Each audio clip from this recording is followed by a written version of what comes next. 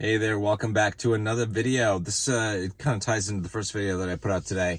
The past 2 days, especially the cryptos and a lot of the ETFs I've been invested in, the Grayscale trust funds have taken a big downturn. Yesterday was a massive red day for the market as a whole, as well as cryptos, and today is kind of looking the same.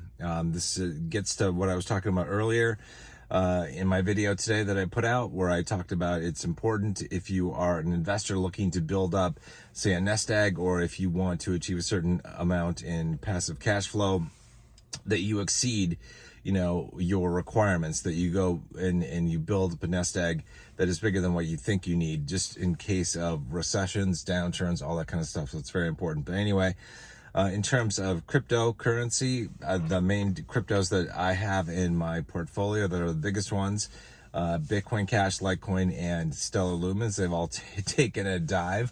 Litecoin is sitting around $74, I think, as I make this video. Bitcoin Cash is around 204.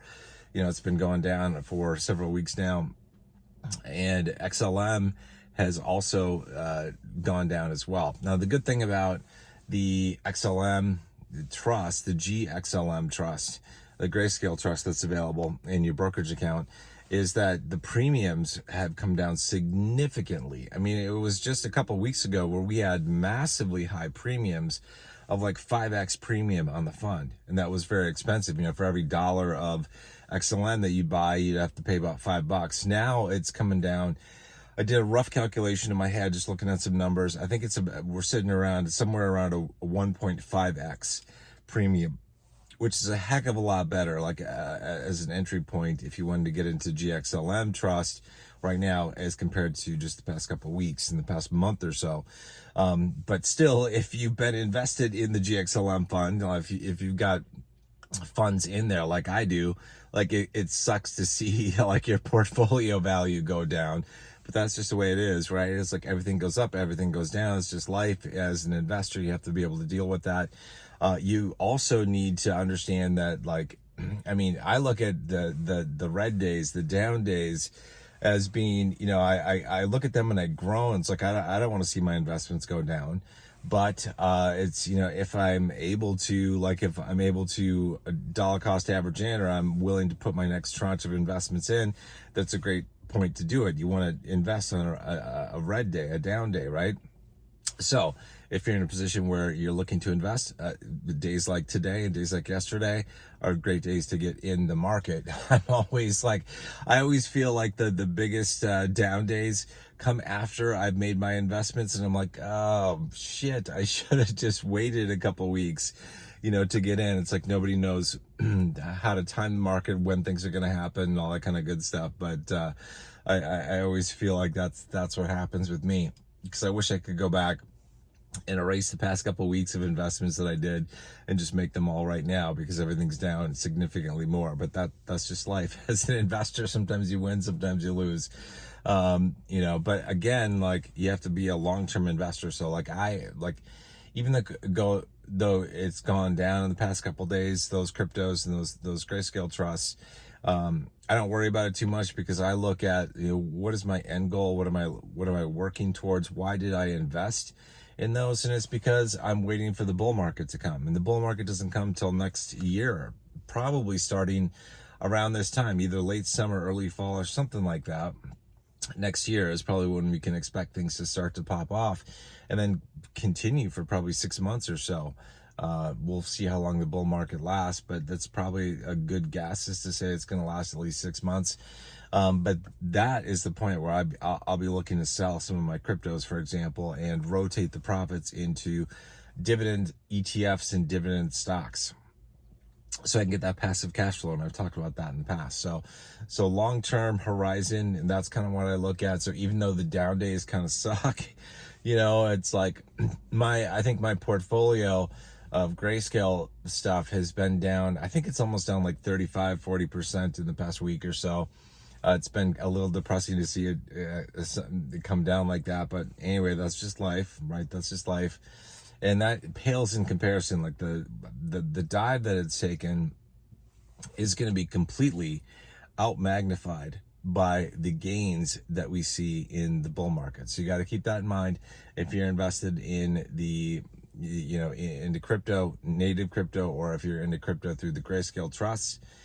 You got to realize it's going to come back and it's going to do well in the bull market. So anyway, keep that in mind. Again, this gets back to just reiterating and reinforcing that earlier video I did that, where I talked about, if you are looking to build passive flows of cash to cover your living expenses, to support, for example, retirement, you want to make sure that your passive cash flows exceed what you need, either at least by 50%, in my opinion, at least by 50%, if not twice, what it is that you're looking to bring in terms of passive cash flow.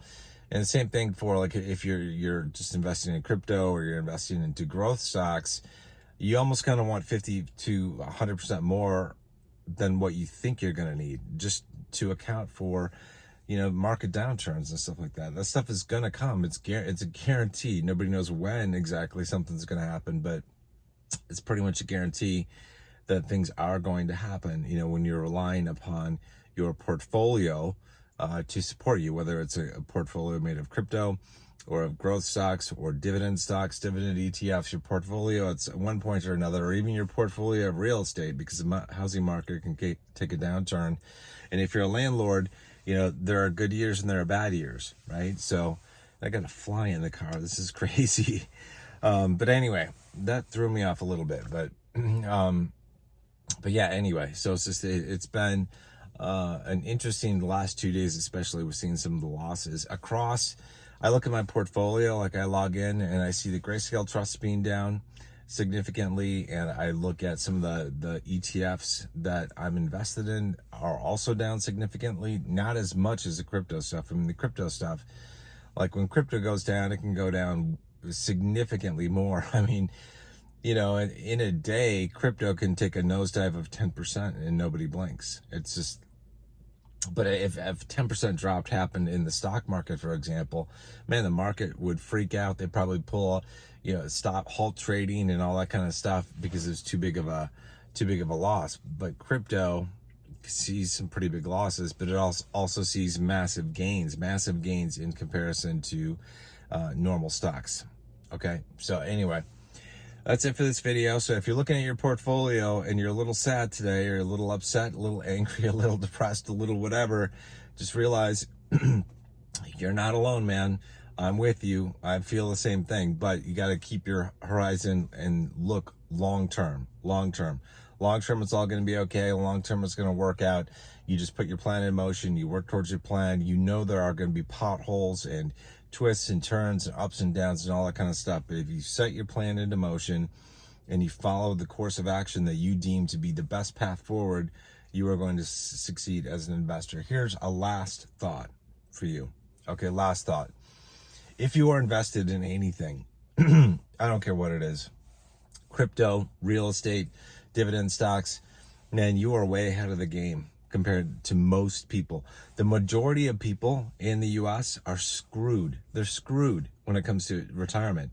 I think I heard it was like 57% of Americans, 57%, the vast majority, are unprepared for a $1,000 emergency.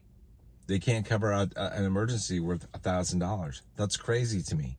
They certainly don't have money to invest. They're not into crypto. They're not into stock markets. They're not into real estate. They're not into anything if they can't cover $1,000 emergency that comes up. And the median 401k balances, man, I'm not going to try to repeat the numbers because I don't have them off the top of my head. But I was watching a video just an hour ago, and there's that fly again, stupid fly.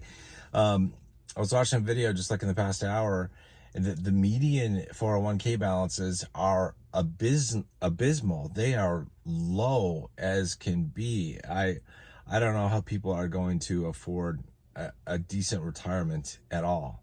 I mean, doesn't matter what kind of withdrawal rate they have, whether it's a 4% rule or 3% rule, man, they're not going to be able to afford a very good retirement. They're going to have to downsize massively. And I don't want you guys to be in that boat. I want you guys to be head and shoulders above the vast majority of people in the world. I want you guys to be smart investors. I want you guys to invest in passive cash flow assets like dividend stocks, dividend ETFs. I want you guys in crypto. I want you guys to succeed. So I'm just sharing my journey because I'm trying to help you guys in whatever way I can. And none of this is financial advice whatsoever. I'm just a dude in a Jeep trying to be helpful, but I'm not a financial advisor, so you got to do your own research and all that kind of stuff. Anyway, until see you guys next time, take a deep breath. The red days are, they're gonna go by, and we're gonna see a lot of green days, especially in crypto. So don't worry about it. See you guys soon. Take care.